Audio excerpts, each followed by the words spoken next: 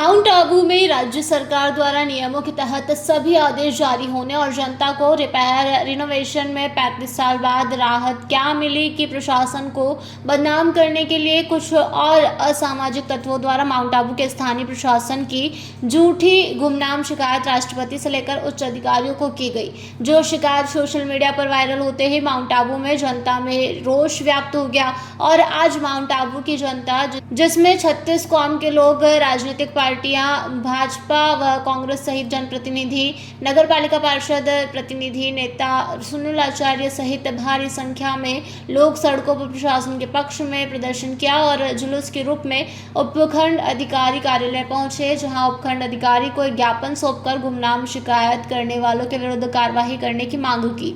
इस अवसर पर करणी सेना के जिलाध्यक्ष महेंद्र सिंह, जिनका नाम लिखकर शिकायत की गई, उन्होंने इस बात का खंडन किया कि उनके द्वारा किसी प्रकार की कोई शिकायत उच्च अधिकारियों को नहीं की गई।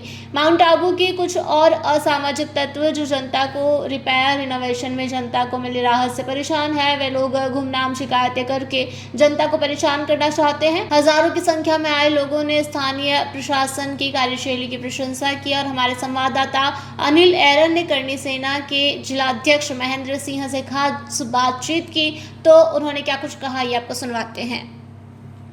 रिनोवेशन के उनके कार्य हो रहे हैं और माउंट आबू की जनता बहुत खुश है ऐसे अधिकारी से। और आप ये बाहर देख रहे हैं, ये लोग मेरे लिए नहीं आए होंगे शायद, लेकिन एक अच्छे अधिकारी के लिए माउंट आबू की जनता आज ज्ञापन लेने यहाँ पर आई थी।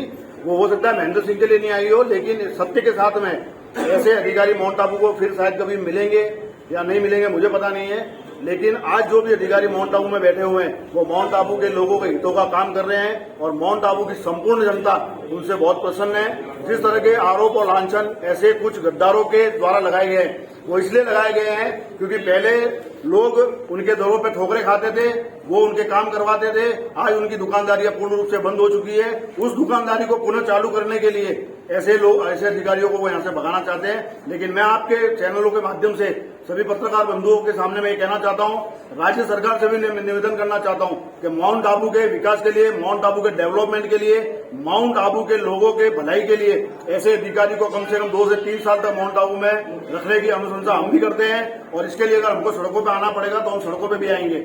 और मैं उन लोगों से ये भी कहना चाहता हूँ कि अगर तुम्हारे में दम है और वास्तव में तुम माउंट आबू के हितैषी बन रहे हो तो खुद के नाम से आप क्यों नहीं देते हो?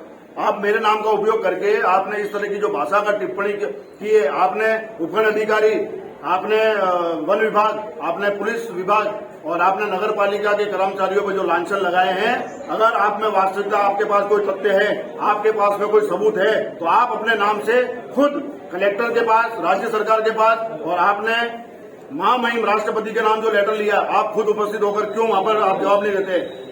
आप खुद पत्रकार हो, आप पूरे माउंट आबू में घूम के माउंट आबू की जनता से आप रूबरू होकर के अगर पूछ लेंगे कि एसडीएम साहब ने कहीं कोई गलत किया है। माउंट आबू में लोग कहते हैं भ्रष्टाचार हो रहे हैं। अरे भ्रष्टाचार अगर हो रहे हैं तो उसका कोई तथ्यात्मक तथ्य तो होगा।